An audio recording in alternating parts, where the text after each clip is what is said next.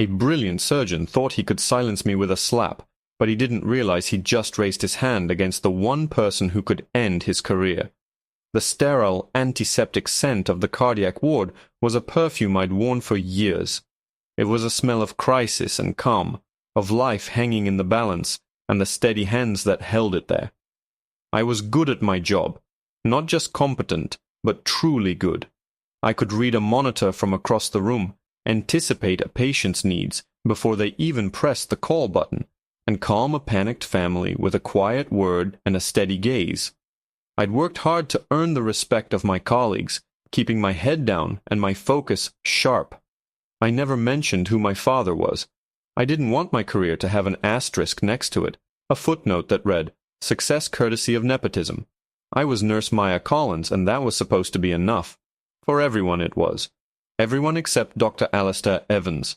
Dr. Evans was a brilliant cardiac surgeon, a man whose hands could pluck a life back from the brink of the abyss. But his ego was as vast and as cold as a surgical theater. He moved through the halls like a storm cloud in scrubs, expecting nurses to scatter, interns to tremble, and patients to be eternally grateful. To him I was just another interchangeable face, and a black one at that, which seemed to put me in a special category of invisible. He never used my name, preferring nurse, sweetheart, or a sharp clap of his hands to get my attention. I'd corrected him politely the first few times. After that, I just let it slide, focusing on the work, on the patients who were the only thing that truly mattered. The trouble started on a Tuesday, during a particularly grueling afternoon shift. We had a new admission, a Mr. Henderson, a sweet old man with a heart that was beating out a frantic, failing rhythm.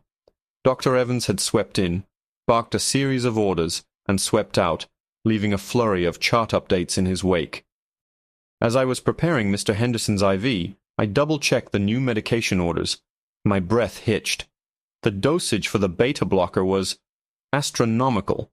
For a man of Mr. Henderson's age and delicate renal function, it wasn't just wrong, it was potentially fatal. My blood ran cold. It had to be a typo, a slip of the pen in his haste. I paged him. No answer. I paged him again, this time marking it as urgent. 5 minutes later, he stormed up to the nurse's station, his face a mask of irritation. "What is so critically important that you have to page me twice, nurse?" he snapped, not even looking at me, his eyes scanning a different patient's chart. "Dr. Evans," I began, keeping my voice low and even, acutely aware of the other nurses and a few family members within earshot. "It's about Mr. Henderson's new medication order. The metoprolol dosage." "Is what I ordered." He cut me off, his tone dripping with condescension. "Are you capable of reading, or do you need me to spell it out for you?" The heat rose in my cheeks. "I'm very capable of reading, doctor. I'm also capable of reading his latest lab results, which indicate severe renal impairment. A dose that high could cause bradycardia and send him into cardiac arrest." He finally looked at me, his eyes narrowing into tiny, angry slits. It was the first time I think he'd ever truly seen me, and he clearly didn't like what he saw. A black nurse, half his age, questioning his divine authority. "Are you a doctor now, Maya?" He spat my name like it was a curse. "Did you suddenly get a medical degree I'm unaware of? Your job is to administer the medications I prescribe, not to question them. Now do your job." He turned to walk away, a clear dismissal, but I couldn't let it go. Mr. Henderson's trusting, fearful eyes flashed in my mind. I took a step forward. "No," I said, my voice firmer than I intended. "I will not administer a dose that I know is dangerous. It's against my protocol and my conscience. All I'm asking is that you please double-check it." That was it. That was the moment the storm broke. He spun around, his face contorted with a rage so pure it was almost startling. The space between us crackled. The entire nurse's station had gone silent. You could hear the distant rhythmic beep of a heart monitor, a steady counterpoint to the fury erupting in our little corner of the world. "You will not," he hissed, stepping so close I could smell the stale coffee on his breath, "disobey a direct order from me in front of my entire staff." "Patient safety comes before your authority," I shot back, my own anger finally bubbling to the surface. And then it happened. Faster than I could process, his hand flew up. The sound was a sharp, sickening crack that echoed in the sudden, cavernous silence of the ward. His palm connected with my cheek. Hard. My head snapped to the side, my hair flying across my face. A collective gasp rose from the onlookers. The sting on my skin was immediate, a hot, radiating shame.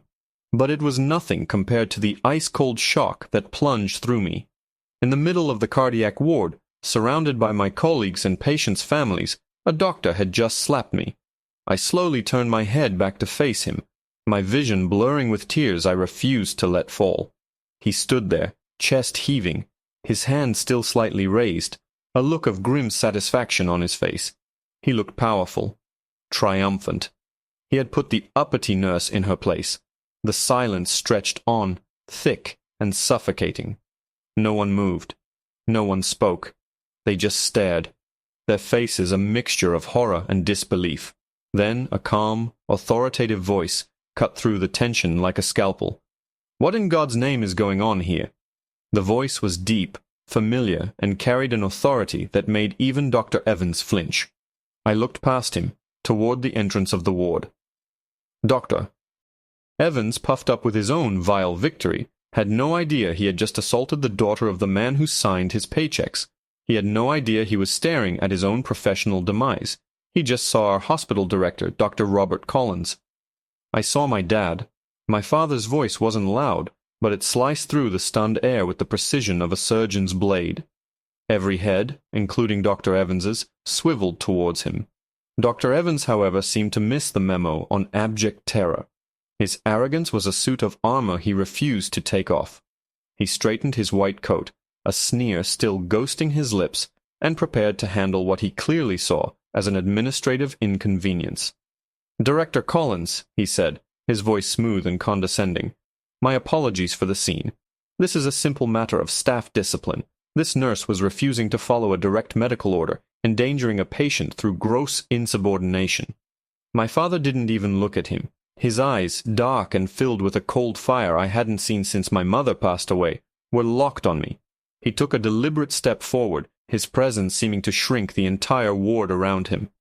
"Maya," he said, his voice softening just for me, "are you okay?"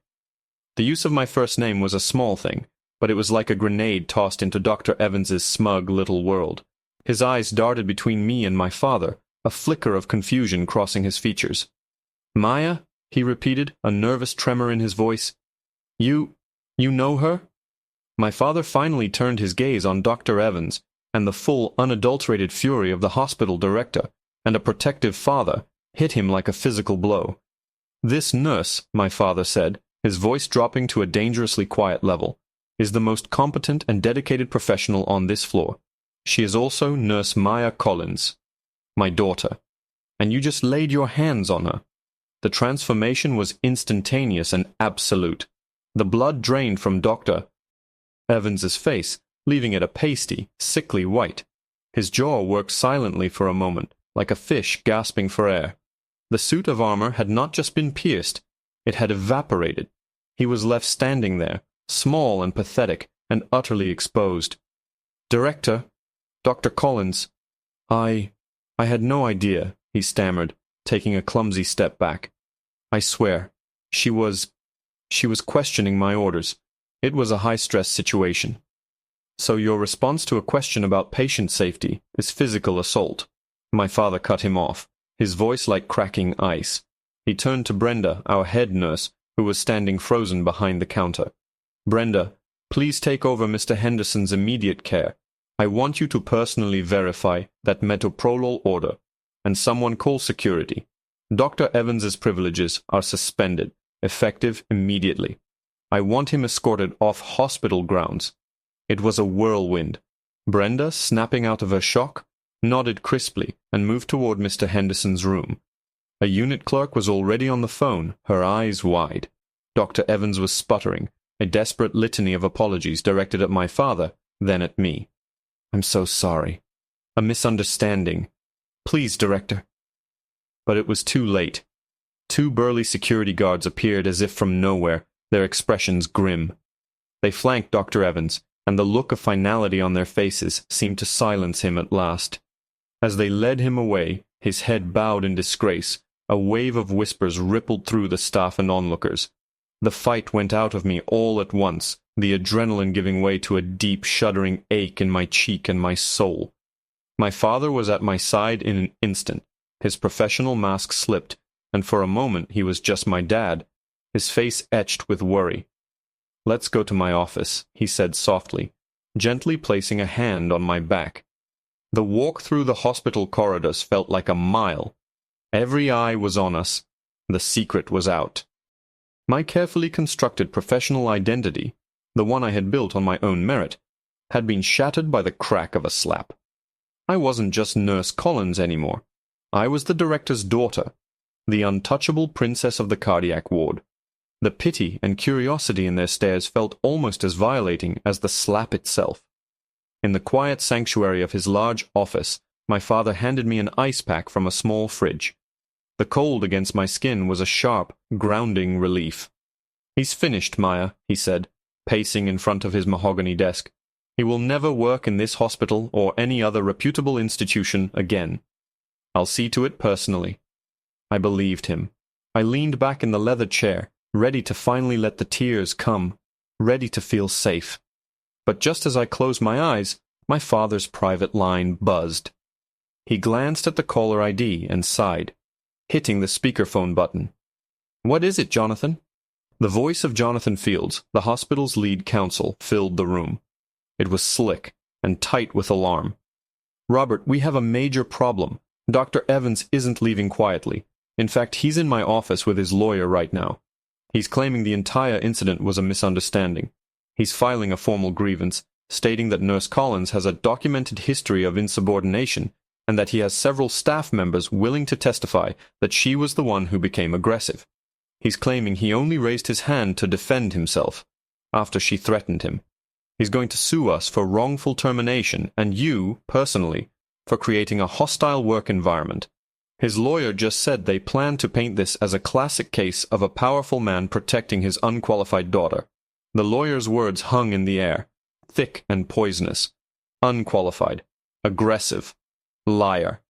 The accusations were so twisted, so laughably false, that for a moment I could only stare in disbelief. My father's jaw tightened, a muscle jumping in his cheek. He looked from the phone to me, his eyes filled with a new kind of fury. Not the hot rage of a father, but the cold, calculated anger of a director facing a war. "That's a bold move for a man who committed assault in front of a dozen witnesses," my father said into the speakerphone, his voice dangerously calm. "They're spinning it, Robert," Jonathan replied, his tone strained. "They know it's his word against a nurse's, and they're betting on the systemic bias that favors a renowned surgeon over a floor nurse. They're going to drag Maya's name and yours through the mud. They're threatening to leak it to the press." My father ended the call and sank into his chair opposite me. The weight in the room was crushing. Dr. Evans wasn't just trying to save his career, he was trying to destroy mine to do it. He was counting on the whispered doubts, the "he said," "she said," of it all. He was counting on people believing that a young black nurse must have provoked a respected white doctor. He was weaponizing my father's love for me, twisting it into a narrative of nepotism and incompetence. "He won't get away with this," my father growled, but I could hear the frustration underneath. This was no longer a simple matter of firing a rogue employee. It was a legal minefield. I pressed the ice pack to my cheek, the physical sting a dull echo of the insult. I thought of Mr. Henderson, whose life I was trying to protect. I thought of every time I had bitten my tongue when Dr. Evans called me sweetheart, every time I had meticulously documented a patient's chart, every late night and missed family dinner. I had worked too hard, cared too much to let this man burn my world down with his lies. A quiet strength bloomed in my chest. "Dad," I said, my voice clear and steady. "He's wrong. He thinks it's his word against mine, but it isn't." My father looked at me, confused. "Maya, what are you talking about?" He did it in front of the nurses' station," I explained, the pieces clicking into place. "Directly in front of the station, where we keep the rolling workstation with the webcam." A flicker of understanding lit my father's eyes. "The telehealth cart?" "Exactly. We use it for video consults with specialists. It's always on. The camera faces out towards the floor, right where we were standing. And I know for a fact it was there, because I had just used it for a consult on Mr. Henderson 30 minutes before Evans showed up. The session was still active. The silence in the office was electric. My father's grim expression slowly melted away, replaced by a slow, spreading smile that was equal parts relief and predatory satisfaction. He picked up his phone, his fingers flying across the screen as he dialed. "Jeff," he said, his voice crisp and full of renewed authority, "it's Robert Collins. I need you to pull the security and server logs for the telehealth cart on the cardiac ward, workstation 4. Pull the video from approximately 2:30 p.m. onwards. I need it in my inbox in the next 5 minutes. And Jeff, treat it like evidence in a capital case." We didn't have to wait long. Less than 10 minutes later, my father's laptop pinged. He turned the screen towards me and we watched. The video was clear, the audio surprisingly sharp. It captured everything. My calm, professional tone as I questioned the dosage, Dr. Evans's escalating aggression, his dismissive words, his sneering face, and then the slap. The sickening sound, my head snapping back, the collective gasp from everyone present. It was all there, undeniable and damning. He even had the gall to look triumphant afterward. The camera had captured his self-proclaimed victory before his world came crashing down. Armed with irrefutable proof, my father made his move. He didn't just call our lawyer, he arranged a meeting. Dr. Evans and his legal counsel were summoned to the directors' conference room, expecting a negotiation, a settlement to make this all go away quietly. They walked in with smug, confident expressions. My father, our lawyer, and I were already there. He let their lawyer posture for a few minutes, laying out their ridiculous claims of my aggression and Dr. Evans's self-defense. Then, without a word, my father turned his laptop around and pressed play. The color drained from their faces as they watched the scene unfold in high definition. The audio of the slap seemed to make the smarmy lawyer physically flinch. When the video ended, a profound silence filled the conference room. Dr. Evans looked like he had seen a ghost. His entire defense, his entire career, had just been vaporized. "I believe this is what they call a checkmate," my father said softly. The aftermath was swift and total. Dr. Evans withdrew his grievance and resigned immediately, a resignation my father refused to accept. He was fired, officially, for gross misconduct and assault. A report was filed with the state medical board, ensuring a permanent black mark on his license that would follow him wherever he went. There would be no quiet disappearance. There would be consequences. As for the staff members he claimed would back his story, they were the first ones to offer their witness statements for our side once they knew he was finished. Loyalty, it seems, is a fickle thing in the face of a sinking ship. The next day, walking back onto the ward was strange. The whispers were still there, but they were different now. They were whispers of respect. I wasn't the director's daughter who got a doctor fired. I was the nurse who stood up for her patient, who refused to back down, and who had been proven right in the most dramatic way possible. I had earned my name twice over. My father's identity gave me a platform, but my own actions had defined me. I held my head high, the faint bruise on my cheek no longer a mark of shame, but a badge of honor. I picked up my first chart of the day and went back to work. There were lives to save, and I was exactly where I was supposed to be.